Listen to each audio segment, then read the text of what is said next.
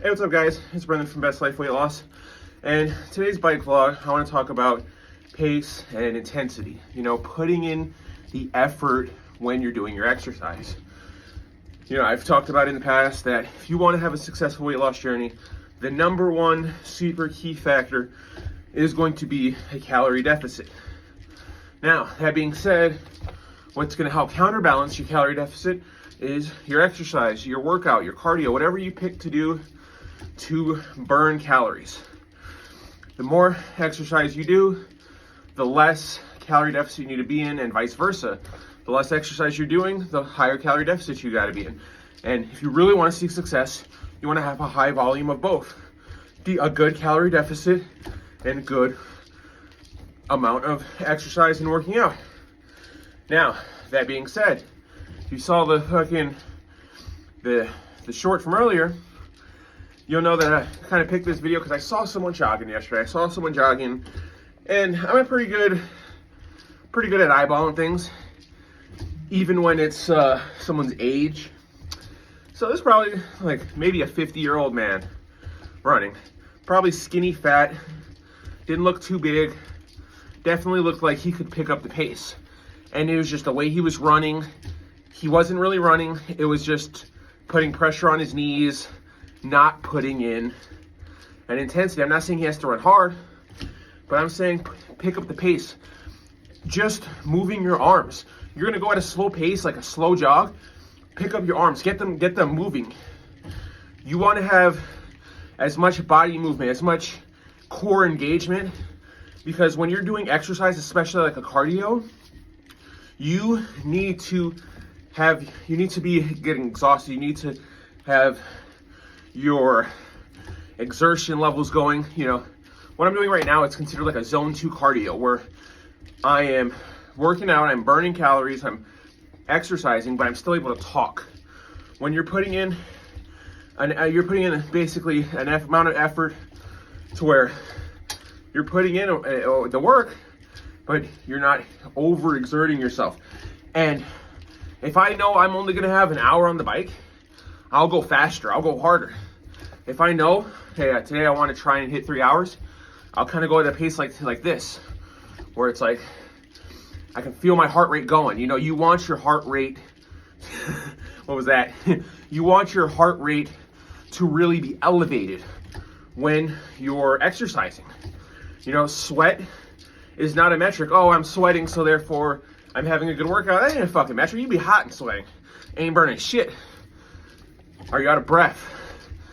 Do you feel your body? You know, you're gonna know because you're gonna get tired. You're gonna have to push through. So whatever exercise you do, you know, if you're working out your body with weights and stuff, I feel like a good metric is to, you know, do your reps, do your sets until, you know, you're doing them and you're like, oh, I can't. You know, what is it, training to failure? When you're doing if you're doing your weights and that's your only exercise, I think you have to train to failure. You have to exert your body to a certain level. When it comes to cardio, personally, I think intensity is so important, but time as well. And they have to intertwine, you know? Like I said before, if you're not doing something with super high intensity, you need to have more time, especially if it's cardio, you need to have more time on it. And then vice versa. If you're doing something with super high intensity and you're fucking going really fast, you can have less time, you know? And it comes down to balancing that shit, you know? And finding that sweet spot. And the more you do it, the easier it's gonna get. So, and that's why I say starting is some of the hardest things. Just starting your weight loss journey, trying to begin, getting the calorie deficit going, can be so hard to just begin. And that's why I always try and say that if you really want to jumpstart your weight loss journey, I really feel like picking your exercise, your cardio, working out, bodybuilding, whatever you pick as your exercise, to start that first. Diet is so important. Diet is what's going to keep your calorie deficit in check. But exercising, I feel like, you know, I've talked about it so much in the past, how your mental fortitude, your thought process will affect how effective your weight loss journey will be. And with that in mind, when you start exercising, when you put that effort in and you make it a habit, you have your routine, you have your schedule set, and you stick to it, and it becomes a habit. And you know, hey, this is workout time, this is time for cardio, blah, blah, blah. When you develop that habit, I promise you, and I can't say this for everyone, but I promise some of you, if you start working out, you start exercising, it is easier to start to eat better. It is easier to want to live healthier, because when you start exercising, it's harder to just give your body fucking bullshit. I could go and eat burgers, fries from McDonald's and still be hungry after burning 1,000 calories. But I'll make burgers at home with some keto bread and some corn, and I'll be fucking full with a less of a serving amount, with less calories, because the food actually has nutrients, the food has protein, the food has things that your body is going to need and want for fuel. And once you start exercising and working out and start looking at the food more as fuel than comfort and relaxation, because I was 367 pounds. If you don't think I found comfort, solace in the food, sad, depressed, lonely, upset, you know what was there to save the day? Food, milkshakes, Oreos, and those are all things I still have. I still have an Oreo every now and then. I still have a milkshake. It's just not every day. Maybe once or twice a week. Once a week, I always have my cheat day. But every now and then, I'll throw something in. And it's been hard for me. Right now I keep fluctuating. If you're watching, I've been fluctuating between 222, 218. I was 226 yesterday because the change in my schedule. I've been working a lot more during the day. I've been consuming a lot more. I've been tired. So when I say like calorie deficit is so important, it's not easy. Even now, I was 226 yesterday. So I've lost 110 pounds, right? 110 pounds. 110, 133 pounds. I've lost 133 pounds in my almost 3 years of doing this. And I want to lose more. I want to get to 180. I want to get to 185, 190. I would love to see a 1 in front of my weight. And it's something I really want. It's a goal. And it is hard.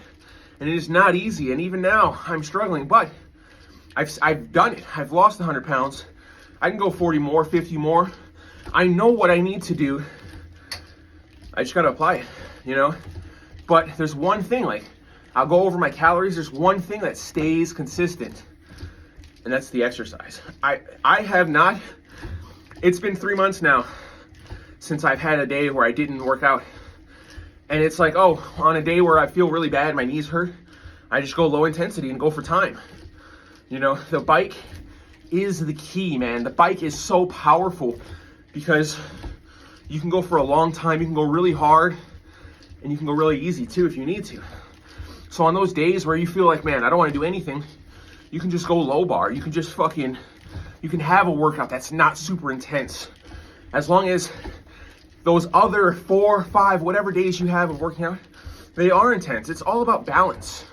Too much of anything can be bad. Even too much exercise, too much dieting. Some people try and diet too hard and restrict food too much. And it's not even about the calorie restriction. Sometimes it's just a mind game aspect of restricting certain foods that you just love. It took me a long time to stop drinking a lot of milk. Milk was, I would drink milk with all kinds of chocolates, and cookies, and cakes, and it was something I really enjoyed. But if regular milk is fat as fuck, and I cut it out. And every now and then, I'll get some almond milk. Not because I like the almond milk, but because they have almond milk that's like fucking 25 calories a serving. It's like fucking barely any sugar, hardly any protein, and it's upsetting. It's like if you want milk that has protein, you're gonna get sugar and you're gonna get fat in it. Better off just drinking protein shakes, honestly. And that's, when I want milk now, I kind of just drink a protein shake. You're getting more protein out of it. It's gonna be less fat, and it seems to just work, But I'm done rambling for now. I just want to talk about, if you're putting in that, if you're going to do it, you're going to get your weight loss journey going, you're going to start exercising, put in the effort. Don't just phone it in. You want to see the results, you got to want it. You got to push for it. Hope you guys start your weight loss journey today and stay positive.